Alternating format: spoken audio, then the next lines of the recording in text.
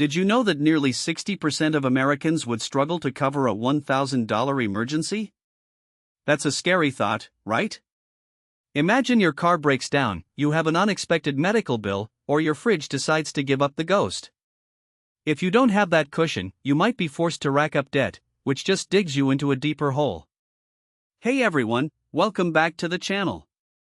I'm so glad you're here because today we're tackling a topic that impacts so many of us: building an emergency fund.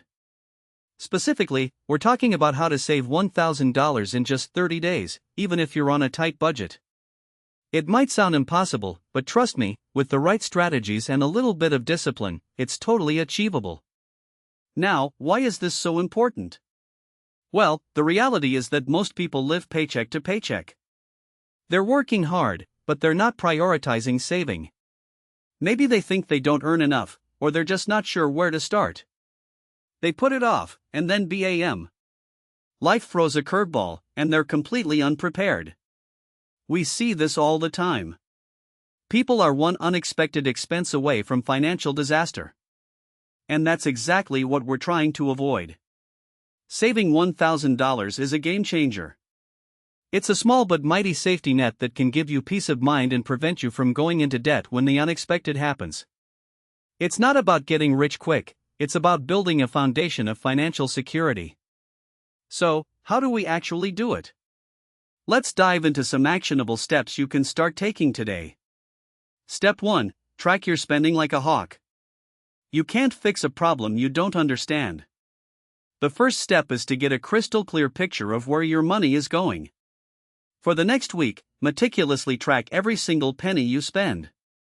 I mean everything. Your morning coffee, that impulse buy at the grocery store, the streaming services you barely use, write it all down. You can use a notebook, a spreadsheet, or a budgeting app like Mint. In AB, you need a budget or personal capital. Once you've tracked your spending for a week, categorize it. How much are you spending on housing, food, transportation, entertainment, and so on? This will reveal your spending habits and highlight areas where you can cut back. For example, you might realize you're spending $50 a week on takeout coffee. That's $200 a month. Imagine what you could do with that money if you put it towards your emergency fund. Step 2. Slash expenses ruthlessly. Now that you know where your money is going, it's time for some serious cuts. Look for areas where you can drastically reduce your spending. This is where you have to be honest with yourself and willing to make some sacrifices. Food, this is often the biggest area for savings. Cook at home more often. Pack your lunch instead of buying it. Plan your meals and make a grocery list to avoid impulse purchases. Challenge yourself to a no eating out week. You could easily save $100 to $200 in this area alone. Transportation, can you walk or bike instead of driving? Can you carpool with a coworker? Look for ways to reduce your gas consumption. If you have a car payment, explore refinancing options to lower your monthly payment. Entertainment, cut back on streaming services. Cancel subscriptions you don't use. Look for free activities in your community, like hiking, visiting a park, or attending free events. Utilities, lower your thermostat in the winter and raise it in the summer. Turn off lights when you leave a room. Unplug electronics when you're not using them. These small changes can add up to significant savings over time. Negotiate bills. Don't be afraid to call your internet, cable, and phone providers and ask for a lower rate. You'd be surprised how often they're willing to negotiate to keep your business. Even a $10 to $20 reduction in each bill can make a difference. Step 3. Increase your income, even just a little. While cutting expenses is crucial, boosting your income can significantly accelerate your savings progress. You don't need to get a second full-time job. Think about quick, easy ways to earn extra cash. Sell unused items. Look around your house and identify things you no longer need or use. Sell them online through platforms like Facebook Marketplace, Craigslist, or eBay. You might be surprised how much money you can make selling clothes, electronics, furniture, or books. Freelance work. Offer your skills online as a freelancer. If you're good at writing, editing, graphic design, or social media management, you can find freelance gigs on platforms like Upwork or Fiverr. Delivery services. Sign up to be a delivery driver for companies like DoorDash, Uber Eats, or Instacart. You can set your own hours and work when it's convenient for you. Odd jobs. Offer your services to neighbors or friends for tasks like babysitting, pet sitting, lawn mowing, or house cleaning. Even earning an extra $50 to $100 a week can make a huge difference in your savings progress. Step 4. Automate your savings.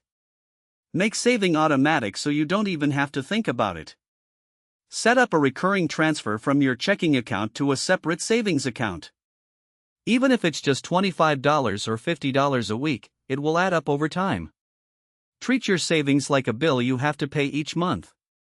This helps you prioritize saving and makes it less likely that you'll spend the money on something else. Many banks offer features that automatically round up your purchases to the nearest dollar and transfer the difference to your savings account. This is a painless way to save a little bit of money without even noticing it. Step 5. The No Spend Challenge. Commit to a no-spend weekend or even a no-spend week. This means avoiding all unnecessary spending. Only buy essential items like groceries or gas. Pack your meals, skip the coffee shop, and find free activities to do. This challenge helps you break the habit of spending money mindlessly. It also forces you to be more creative and resourceful. You might discover that you can have just as much fun without spending any money at all. Step 6. Side Hustle Power Hour. Dedicate 1 hour each day to a side hustle activity. Whether it's selling items online, working on a freelance project, or driving for a delivery service, consistently putting in the effort will lead to results. Treat this hour like a non-negotiable appointment. Turn off distractions and focus on earning as much money as possible during that time. Even if you only earn $10 to $20 per hour, it will add up quickly. Step 7. The Snowball Effect. Celebrate small wins. Saving money can be challenging, so it's important to celebrate your progress along the way. Every time you reach a milestone, like saving $100 or $200, reward yourself with something small and inexpensive. This will help you stay motivated and keep you on track. It is also very important to remember that saving money is a marathon, not a sprint. There will be times when you slip up or face unexpected expenses. Don't get discouraged. Just get back on track as soon as possible. Now, I want to share a quick story about someone who used these strategies to turn their finances around. I have a friend, let's call her Sarah, who was struggling to make ends meet. She was working a low-paying job and living paycheck to paycheck. She felt trapped and hopeless. One day, Sarah decided she had enough. She was sick of living in constant financial stress. She started tracking her spending and was shocked to see how much money she was wasting on unnecessary things. She cut back on eating out, canceled subscriptions she didn't use, and started selling items online. She also started driving for a delivery service in her spare time. It wasn't easy, but she was determined to reach her goal. Within a few months, Sarah had saved $1,000. She used that money to pay off a small debt and start an emergency fund. The feeling of having that safety net was life-changing. She felt more confident, empowered, and in control of her finances.